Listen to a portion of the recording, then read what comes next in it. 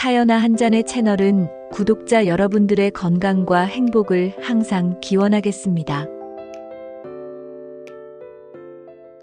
저는 올해 60이 된 여성입니다. 지금부터 말씀드릴 이야기는 제게는 고통스럽고도 억울한, 하지만 꼭 누군가에게는 전해졌으면 하는 그런 사연입니다. 왜냐하면 저처럼 가족이라는 이름 아래 속고 이용당하며 살아가는 분들도 어딘가엔 분명히 있을 거라 믿기 때문입니다. 그 가족이라는 사람이 바로 제 며느리였습니다. 처음부터 며느리를 미워하거나 싫어한 건 아닙니다. 오히려 우리 집안의 귀한 손님처럼 받아들였고 제 아들보다 더 귀하게 대해주려 했습니다. 딸이 없던 제게는 처음 맞는 여자 식구였으니까요. 시댁이란 말만 들어도 어깨가 무겁다는 요즘, 저는 절대 그런 시어머니가 되지 않겠노라 마음을 먹었고 실제로 그렇게 행동해 왔습니다. 며느리가 결혼하고 처음 집에 인사 왔던 날을 아직도 기억합니다. 그날은 7월 초 비가 억수같이 퍼붓던 날이었죠. 우산을 접으며 들어선 며느리는 그야말로 단아하고 차분한 인상이었습니다. 첫인상부터 예의 바르고 말수가 적었고 무엇보다 제 눈을 피하지 않았어요. 사람을 가려보는 제 눈이 틀린 적 없다고 생각했기에 좋은 며느리가 왔구나 하며 안심했었죠. 어머니, 앞으로 잘 부탁드립니다. 그녀가 제 손을 덥석 잡으며 그렇게 말했을 때 왠지 모르게 가슴이 찡하기도 했습니다. 그 후로도 며느리는 늘 정중하고 조심스러웠습니다. 생일 때마다 어김없이 찾아와 미역국을 끓여주고 김장철이면 허리를 숙이며 배추를 버무렸습니다. 그 모습이 기특해 친구들에게도 자랑을 하곤 했죠. 우리 며느리는 말이야, 진짜 착해. 어찌나 살뜰한지 나보다 더 날 챙긴다니까? 그렇게 시간이 흘러 어느덧 결혼 7년 차. 손주도 둘이나 낳고 집안은 평온해 보였습니다. 겉보기엔요. 하지만 무언가 이상했습니다. 어느 순간부터 며느리는 저를 대할 때 자주 멍한 눈빛으로 저를 바라보곤 했습니다. 예전 같으면 어머니, 이거 드셔보세요. 하며 챙겨주던 손길도 점점 줄어들고 간간히 듣게 되는 말투 속엔 묘한 거리감이 느껴졌습니다. 어머니, 이거는 이제 드시면 안 되지 않으세요? 아니, 어제 말씀하신 거랑 또 다르신데요? 요즘 기억력이 많이 흐려지신 것 같아요. 그때는 별 생각 없이 넘겼습니다. 내가 나이도 있고 내가 뭔가 잘못했나 자책도 했고요. 하지만 이상하게도 집에 자주 놀러오던 손자들이 더 이상 저를 보러 오지 않기 시작했습니다. 며느리는 전화를 해도 받지 않았고 아들은 일에 바쁘다며 점점 멀어졌습니다. 그러던 어느 날 아들이 집에 와서는 느닷없이 이렇게 말했습니다. 엄마, 혹시 병원 한번 가보면 어떨까? 요즘 좀 이상하단 말이야. 며느리가 걱정을 많이 하더라. 그 말이 제 귀엔 너무나 충격적이었습니다. 내가? 이상하다고. 그때부터 제 마음 한켠에 이상한 불안이 피어올랐습니다. 그러다 어느 날 정말 믿기 어려운 일이 벌어졌습니다. 며느리가 직접 저를 데리고 병원에 갔는데 의사 앞에서 그녀는 이렇게 말했습니다. 어머니가요, 요즘 자꾸 길을 잃어버리시고요. 며칠 전엔 가스불을 켜놓고 외출하신 적도 있어요. 그 말을 들은 순간 제 심장이 내려앉는 것 같았습니다. 저는 분명 그런 적이 없습니다. 기억이 정확합니다. 정말로 그런 적 없어요. 저는 기억 다 해요. 저는 의사 앞에서 그렇게 변명 아닌 변명을 했지만 의사는 고개를 끄덕이며 치매 초기 증상일 수 있다며 검사를 권했습니다. 그리고 며느리는 그 자리에서 제 팔을 꼭 쥐며 이렇게 말했죠. 어머니, 저만 믿으세요. 제가 다 도와드릴게요. 그 말이 오히려 섬뜩하게 느껴졌습니다. 왜 그랬을까요? 그 눈빛이 처음 우리 집에 들어올 때와는 달랐습니다. 며칠 뒤 며느리는 다시 집에 찾아왔습니다.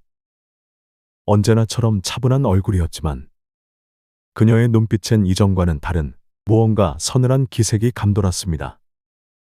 그녀는 제 앞에 조심스레 서더니 말을 꺼냈습니다. 어머니, 저희가 많이 고민해 봤는데요. 지금처럼 혼자 계시다 사고라도 나시면 어떡하나 걱정이 많아서요. 당분간 요양원에서 지내시는 건 어떨까요? 저는 그 말을 듣자마자 단호하게 고개를 저었습니다. 무슨 소리야? 내가 왜 요양원에 가? 그녀는 살짝 눈썹을 찌푸리며 제 손을 잡았습니다. 어머니, 괜찮으시다고 생각하셔도 저희 입장에선 혹시 모를 일이 무서워요. 남편도 같은 생각이에요. 그 말에 저는 더 크게 반박했습니다. 내가 언제 헛소리를 했다고 그래? 내가 언제 가스불을 켜놓고 외출을 했는데 너 그거 일부러 그러는 거지? 그녀는 놀란 표정을 지으며 뒷걸음질 쳤습니다. 어머니, 왜 저한테 그러세요? 저는 그냥 어머니를 위해. 그때였습니다. 아들이 퇴근하자마자 들어왔고 그와 눈이 마주치자 저는 곧장 따졌습니다. 너 진짜 그렇게 생각하냐? 네 엄마가 이상하다고. 아들은 난처한 표정을 지었고 입을 열었죠. 엄마, 나도 엄마가 멀쩡하신 건 알아. 그런데 의사 선생님도 그러셨고, 며칠 전 검사 결과에도 의심소견이 있다고 하니까. 검사? 무슨 검사? 지난번 병원 갔을 때 한 검사 말이야. 그게 경도인지장애 가능성이 있다고 하더라고. 그 순간 저는 머리를 얻어맞은 듯 멍해졌습니다. 제가 그저 의심이 간다는 한마디에 이렇게 벼랑 끝으로 몰릴 수 있다는 사실에요. 저는 소리를 질렀습니다. 내가 언제 검사를 받겠다고 했어? 나는 그런 거 동의한 적 없어. 그런데 아들은 한 장의 서류를 내밀었습니다. 여기 어머니 서명 있잖아. 그건 그냥 개인정보 동의서라고 했잖아. 그제야 모든 게 퍼즐처럼 맞아떨어졌습니다. 며느리는 병원에서 조용히 제게 서류를 내밀며 어머니, 병원에서 이거 간단히 서명만 해주시면 돼요. 그저 보호자용 동의서예요. 라고 말했었죠. 저는 그때 아무 의심 없이 서명을 했습니다. 그게 치매 검사와 정신상태 판단에 대한 진단 동의서였다는 걸 그땐 정말 몰랐습니다. 며칠 후 일은 순식간에 벌어졌습니다. 집으로 119 구급차가 들이닥쳤고 복지센터와 동네 병원에서 협조를 받았다는 말과 함께 치매 초기 환자 이송 조치라며 저를 밖으로 데려가려 했습니다. 저는 악을 썼습니다. 나 안 간다니까? 나 멀쩡하다고. 이게 무슨 짓이야? 이게. 하지만 구급대원들은 저를 달래며 말했죠. 어르신 보호자께서 이미 동의하셨고 의사진단서도 접수됐습니다. 그 순간 며느리는 고개를 떨군 채 눈물 한 방울을 흘리며 말했습니다. 어머니가 요즘 너무 힘들어하셔서요. 저희가 죄송합니다. 그 가식적인 눈물이 저를 지옥으로 데려갔습니다. 이웃들은 그저 아, 김 여사님도 치매셨구나 하며 수근거렸고 저는 그렇게 스스로 걸어나간 게 아니라 누군가에 의해 치매 환자로 규정돼 끌려나간 것이었습니다. 요양원 침대에 누워 창밖을 바라보며 저는 하루에도 수십 번씩 되뇌었습니다. 왜 그랬을까? 왜 나를 이렇게 만들었을까? 내가 뭘 그렇게 잘못했나? 하지만 그 질문에 대한 답은 너무나 충격적인 방식으로 제게 돌아오게 됩니다. 며느리가 제게 왜 그런 짓을 했는지, 그 속에 담긴 진짜 목적이 무엇이었는지, 그건 요양원에서 한 간병인의 입을 통해 우연히 흘러나온 한마디로 시작되었습니다. 요양원에 들어온 지 2달쯤 지났을 무렵이었습니다. 그날도 평소처럼 창밖만 바라보다가 간병인 정희 씨가 제게 다가와 말을 걸었습니다. 여사님, 오늘 식사는 좀 하셨어요? 입맛이 없네. 정희 씨는 조용히 제 옆에 앉으며 말했습니다. 어르신, 제가 이런 말씀 드려도 될지 모르겠지만요. 이상해서요. 여사님은 전혀 치매 환자처럼 안 보여요. 그 말에 제 눈이 휘둥그레졌습니다. 그치? 나도 그래. 나 멀쩡해. 나 진짜로 아무 이상 없어. 그제야 저는 누군가에게 처음으로 마음속 말을 쏟아냈습니다. 근데 내 며느리가 나를 치매라고 만들었어. 아들도 믿질 않아. 다 짜고 한 것 같아. 정희 씨는 잠시 침묵하더니 의미심장한 표정으로 말했습니다. 사실 저희 요양원에도 이상하다고 생각한 직원들 많아요. 여사님처럼 또렷한 분이 왜 여기에 계신 건지 의아해했어요. 그녀의 말에 저는 몸을 떨며 물었습니다. 혹시 다른 사람도 그래? 그녀는 조심스럽게 고개를 끄덕였습니다. 가끔 있어요. 보호자들이 무리하게 입소시키는 경우. 이유는 제각각인데 대부분은 재산 때문이에요. 그 순간 가슴이 철렁 내려앉았습니다. 재산. 나는 죽은 남편이 남겨준 집 한 채와 예금 통장이 있었습니다. 그걸 항상 아들에게 물려줄 거라고 생각했고, 며느리와도 그런 대화는 종종 나눴습니다. 하지만 그게 화근이었던 걸까요? 정희 씨는 말을 이었습니다. 며느님 되시는 분, 요양원 오셨을 때 직원들 앞에서는 아주 상냥하게 행동하시더라고요. 근데 간간히 전화를 하는 걸 들었거든요. 전화? 예. 복도에서 통화하시는데 이제 거의 다 됐어. 등기만 넘기면 끝이야. 그런 말을 하시더라고요. 순간 숨이 막혀왔습니다. 등기? 그게 무슨 말이야? 제 재산은 아직 제 이름으로 되어 있었고 등기 이전 같은 건 언급한 적도 없었는데 그 후로 저는 더 이상 입을 닫고 있을 수 없었습니다. 진실을 밝혀야 했습니다. 하지만 문제는 제 전화기조차 없다는 사실이었죠. 요양원 측에서는 중증 치매 환자에게는 휴대전화를 지급하지 않는다고 했고 제가 요청해도 보호자의 동의 없이는 불가능하다고 했습니다. 저는 철저히 통제된 환경 속에 고립되어 있었습니다. 하루는 아들이 잠시 요양원의 얼굴을 비쳤습니다. 저는 기회를 놓칠 수 없었죠. 아들아, 너 꼭 들어줘. 엄마 멀쩡해. 나 정신 하나도 안 나갔어. 제발 병원 다시 가보자. 의사 다시 만나자. 그는 고개를 돌렸습니다. 엄마, 또 그러지 마. 그러니까 엄마가 아프단 소리를 듣는 거야. 내가 뭘 어쨌다고 그래? 내가 멀쩡하다니까. 엄마는 항상 그렇게 말하시지만 며느리도 얼마나 지쳤는지 알아? 엄마 때문에 밤마다 울어. 엄마가 기억 안 나시는 걸 자꾸 우기시니까. 그제야 저는 깨달았습니다. 그녀는 단순히 남편인 제 아들을 속이고 있는 게 아니었습니다. 철저하게, 교묘하게 연기를 해온 거였어요. 저를 무시하고 제가 뭔가 항의하거나 말하려 하면 어머니 또 그러세요. 어머니는 나중에 기억 못 하시잖아요. 라는 말로 제 말의 신뢰를 아예 없애버리는 방식. 그리고 제가 소리치면 보세요. 어머니 또 흥분하셨어요. 요즘 점점 심해지세요. 그녀는 마치 모든 걸 예측하고 움직이는 듯 했습니다.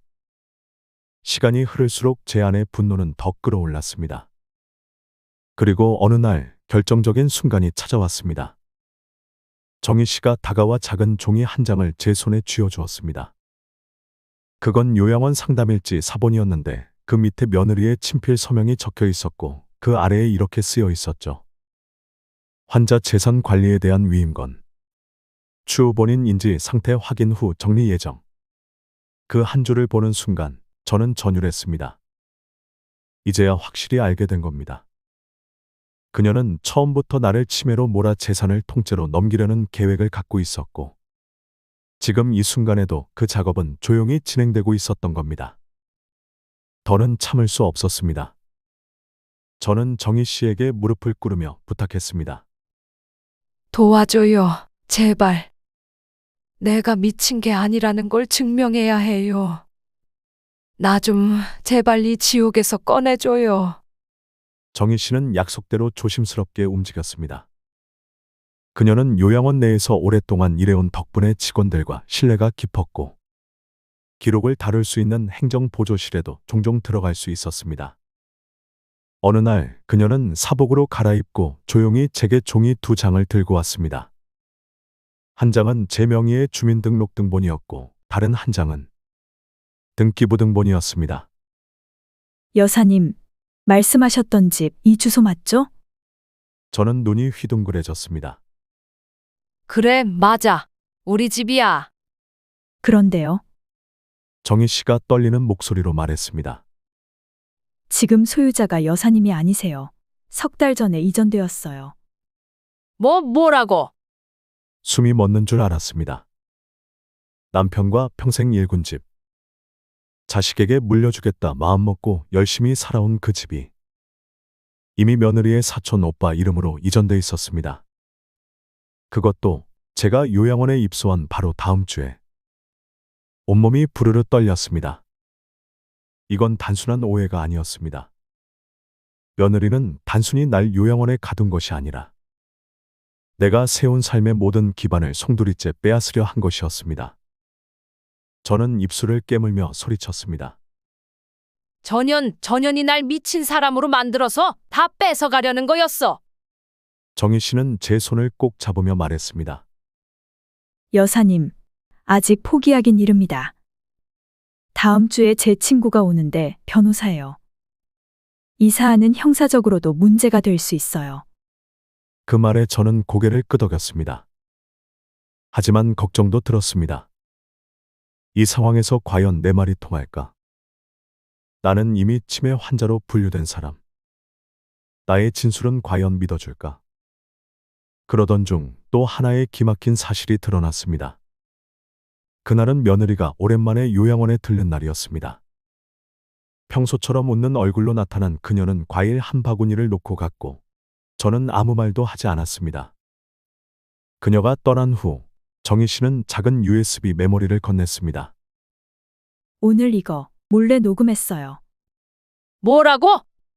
제가 복도에서 휴대폰 녹음기로 며느님 통화 내용을 들었거든요. 저는 손을 떨며 이어폰을 귀에 꽂았습니다. 등기 이전은 끝났고 이제 통장만 어떻게 하면 돼요. 그 여자는 정신 나갔다는 기록이 있으니까 나중에 문제돼도 아무 소용 없어요. 아들한테는 그냥 스트레스 때문이라고 해두면 돼요.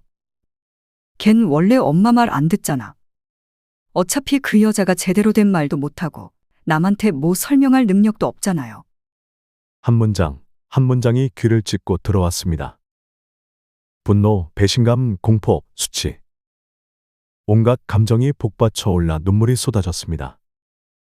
저는 손으로 입을 틀어막고 제자리에서 무너졌습니다. 그렇게까지 말할 줄은. 내가 그렇게까지 무력한 존재로 보였단 말입니까? 그 순간 저는 결심했습니다. 다시는 입 다물고 살지 않겠다고. 누가 뭐래도 내가 미치지 않았다는 걸 세상에 반드시 증명하겠다고. 그리고 바로 다음 날 정희 씨는 저를 몰래 요양원 외래 진료에 데려갔습니다. 요양원에서 정기적으로 보내는 건강검진 일정이었고 보호자 동반 없이도 가능한 신경인지 검사가 포함된 날이었습니다. 그 병원엔 정희 씨의 지인이 일하고 있었고 신뢰할 수 있는 의사 선생님이 계셨습니다. 진료가 끝난 후 의사는 말했습니다. 김 여사님은 치매는커녕 경도인지 장애도 없습니다. 오히려 나이에 비해 훨씬 명료한 정신을 가지고 계세요. 진단서는 제 손에 쥐어졌고 그건 바로 제 인생을 다시 되돌릴 수 있는 유일한 증거였습니다. 하지만 문제는 거기서 끝나지 않았습니다. 며느리는 제가 뭔가 알아챘다는 걸 감지했는지 다음 주 요양원에 전화를 걸어왔습니다. 그리고는 이렇게 말했습니다. 어머니가 요즘 좀 이상하신 것 같아요. 병원에 가셨다면서요? 무단 외출하신 건 아닌지 확인 좀 부탁드려요. 저희가 보호자인데 사전 동의가 없었거든요. 그녀는 여전히 저를 미친 사람으로 몰아가려는 연극을 멈추지 않았습니다. 그 순간 저는 깨달았습니다. 이 전쟁은 단순한 집안 싸움이 아니라 인간의 탐욕과 이기심, 그리고 연기력이 만든 지옥이었다는 것을요. 그날은 이른 봄이었습니다. 요양원에 작은 사건이 하나 터졌습니다. 간병인 정희 씨가 며칠 전 퇴사 의사를 밝히고 짐을 정리하던 중 요양원 사무실 컴퓨터에서 제가 받은 진단서와 USB 녹취 파일을 전자메일로 송부한 사실이 밝혀졌습니다. 누군가 그녀를 내부 고발자로 의심했고 그 일로 인해 요양원 측에서는 긴급 회의를 소집했습니다. 그 자리에 보호자인 며느리도 불려왔습니다. 정희 씨는 용기를 내어 저와 함께 그 자리에 직접 들어갔습니다. 회의실 문을 열고 들어간 순간 며느리의 얼굴이 굳어졌습니다. 그녀는 제 얼굴을 보자마자 입꼬리를 억지로 끌어올리며 말했죠.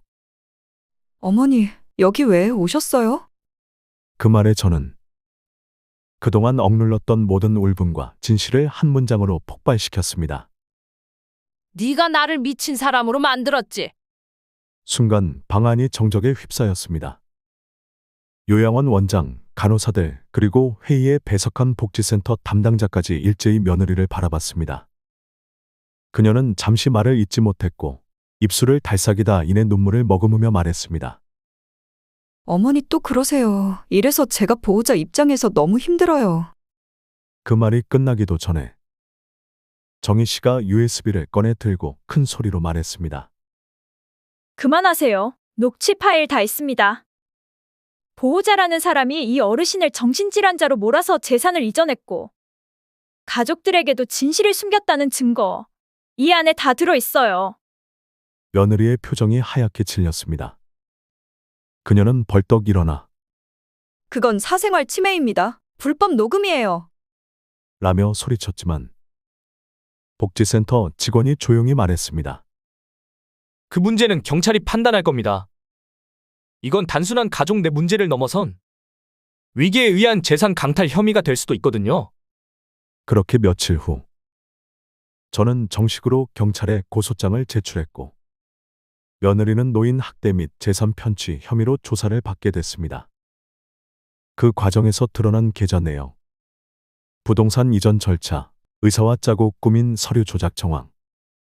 하나하나 밝혀질수록 그녀가 저를 어떤 식으로 무너뜨렸는지가 생생하게 드러났습니다.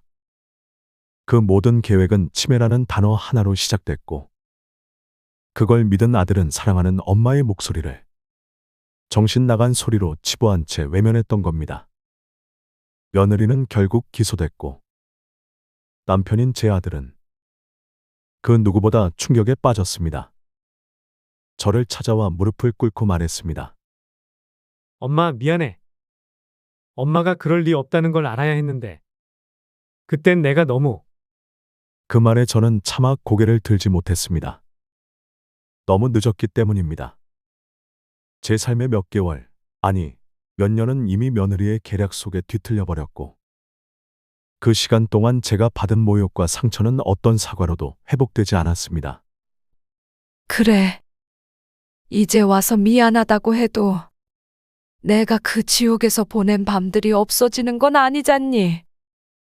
그 후 며느리는 유죄 판결을 받았고 징역형은 면했지만 보호관찰과 사회봉사 그리고 저에게 손해배상금을 지불하라는 판결을 받았습니다.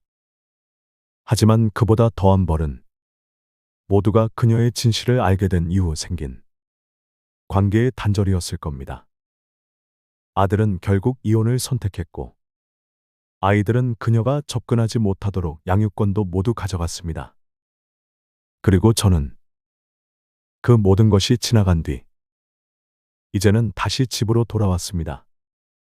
하지만 그 집은 더 이상 예전의 그 공간이 아닙니다. 문을 열면 먼저 떠오르는 건 남편과의 추억도 손주의 웃음소리도 아닌 요양원 창살처럼 좁고 차가웠던 침대, 억울하게 미친 사람으로 몰려 울부짖던 내 모습뿐이니까요. 그래도 저는 매일 아침 거울을 봅니다. 그리고 말합니다. 나는 미치지 않았다. 나는 끝까지 포기하지 않았고 진실을 밝혀냈다. 누군가는 말할지도 모르겠습니다. 어르신 그래도 가족이잖아요. 며느리도 그럴 사정이 있었겠죠. 하지만 저는 단호히 말하고 싶습니다. 가족이라는 이름으로 누군가의 인생을 빼앗을 권리는 누구에게도 없습니다. 그게 아무리 가까운 사이일지라도 말입니다.